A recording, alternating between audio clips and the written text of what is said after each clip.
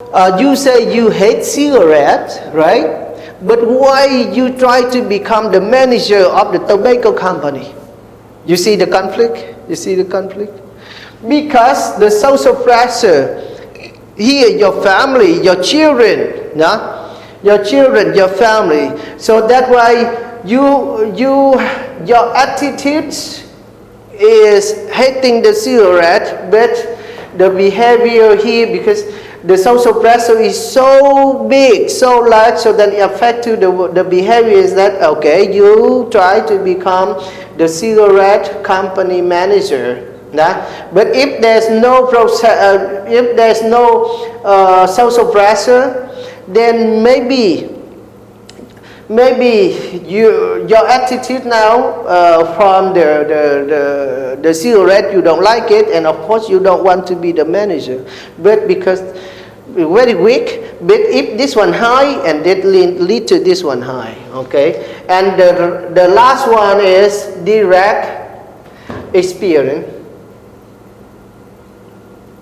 Okay, it depends on the experience somebody have in the past, so that the attitudes will affect to the behavior. Okay, higher or lower, it depends on the direct experience. For example, if you have a experience of singing karaoke, right? Karaoke, you sing it well, and you have 100 score very often, and you round up your voice, right? So then today, if Mr. Kung says, can somebody go up here and have sing a song to make the class that feel better, okay, feel comfortable, and then you may raise your hand and say, oh, you volunteer happily, nah? Happily. If you have the experience, then you happily do it. And if you don't have experience in the past, then you will, if I ask you to come, then okay, you show yourself as not comfortable, you are not happy, yeah. So here, the attitudes can predict the behavior, of course, but not always. It depends. It depends on moderators. So we can say in OB we use a lot of contingents. Yeah, contingency theory. It means it depends. Depends on many other factors. Okay. The third things about is about the moderators of the relationship between attitudes and behavior.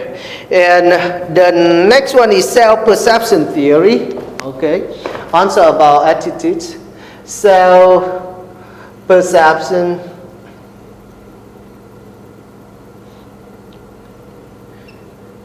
Self-perception theory. You think about yourself, and okay, in general, here, the attitude, we already agree, the attitude predict the behavior. Okay, you say you like me, you say you like my product, so then it likely you are going to buy my products, or you like me, then it is likely that you want to talk to me. This is the attitude predict the behavior. But for the self-perception, we come to another thing. We can say that our behavior, okay, sometimes predict the attitudes. Not always the attitudes predict the behavior. Okay, so you may read in detail for this one. And now we talk about next thing about major job attitudes. Okay, it is about job satisfactions. Yeah, so there are some major job attitudes. Okay, so OB provide you a lot of research models. So there are so many dependent variable. I mean research construct that can help you to form the research model later. So first, you may look at some dependent variable, for example, perceived, organizational support, motivators, etc. So your job is going as a manager, you have to find out all factors that lead to what we call employee job satisfaction. You know, job satisfaction is the center that we have to pay attention to. Very important. So when people satisfy, then you may look at this, how wonderful the outcome of the job satisfaction. It means loyalty, you see. It means high performance. It means high commitment. Okay, it means what?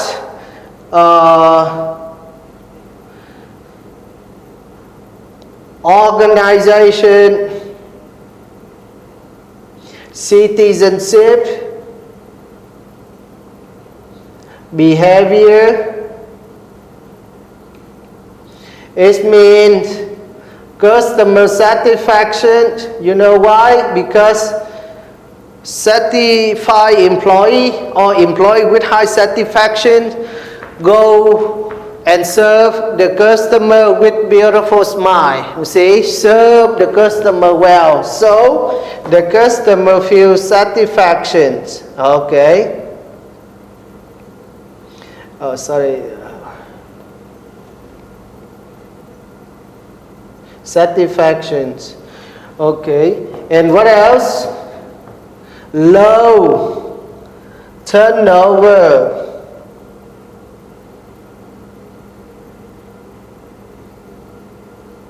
Turnover rate. Okay. Low absenteeism. What else? Low deviant. Okay. Let's say this one, less or even zero. Behavior. So we have so many good things.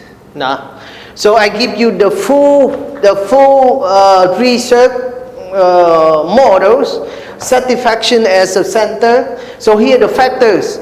Okay, if you remember Mintzberg, the two factors of Mintzberg long time ago, this researcher already showed the motivator factors and the Heisenberg factor. Motivator factor include, let's say, the job itself, promotion, development, okay, teamwork, and the Heisenberg factor as salary, okay, and organizational support. So your job is to find out, in order to make the employee satisfied, we have a list of X. X1, for example, salaries, X2 as leadership, X3 as promotions, X4 as what? Career development, X5 as what?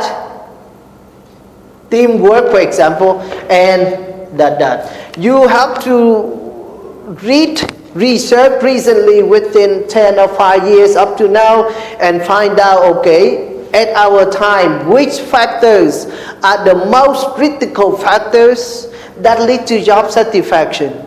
Because when we achieve high job satisfaction, then we are going to have all of these good things. So the concept is that In terms of organization, we have to show support, organizational support to the employee so that they can perform the job well. So that also lead to satisfactions. Okay. So the attitudes, in terms of individual attitudes, we focus on here what attitude component of the attitudes. Okay, and we searching for the consistency between attitudes. So in order to reduce the dissonance or the inconsistency between attitudes or between attitude and behavior, then we use these three aspects. So we look at the importance of the elements, we look at the degree of the influence or reward, so that we feel okay with the dissonance or with the inconsistency. And the relationship between attitudes and behavior is moderated by these five typical ones. Of course, there are more. There are more factors play the role as mediators, but researchers confirm these five typical ones. So think about it and measure job attitudes. So here the employee satisfaction that lead to all of these good things. Our job is, as a manager, we have to understand what the causes, the factors, the elements that lead to job satisfactions. Then we improve. We find way to improve the factors or the aspect that lead to job satisfaction. Okay. The next one is individual learning. The third concept, individual learning. Individual learning. Okay. So in term of learning, there are two ways. The first way of learning, all of us, we learn through these two ways. The first one we call operant condition learning and social learning. Operant condition learning and social learning. Okay, operant condition learning, it means we learn with conditions. Okay, so you can come back and look at your brother and sister. She treat her children. Okay, hey, do this one, do this exercise, and then I will take you to Lotteria for fried chicken, for example. So then the children say, yeah, because she have good condition here. The mom provide her good conditions to learn. Okay, so we all, many of us, all of us, sometimes we learn because of conditions. Okay, so you are not here if you don't provide you BA degree, right? Of course you come here for knowledge, but condition is that you receive BA degree so that you come here to learn, right? And the next way is social learning. Social learning is we learn from, we use senses to learn. We look to learn, we hear to learn, we touch to learn, we feel to learn, we smell to learn, we taste to learn. Okay, we use senses. We have used five senses, main senses to learn the word. Okay, so this is automatic learning. We just look, observe, hear, and learn. Now we call social learning. But all learning by with condition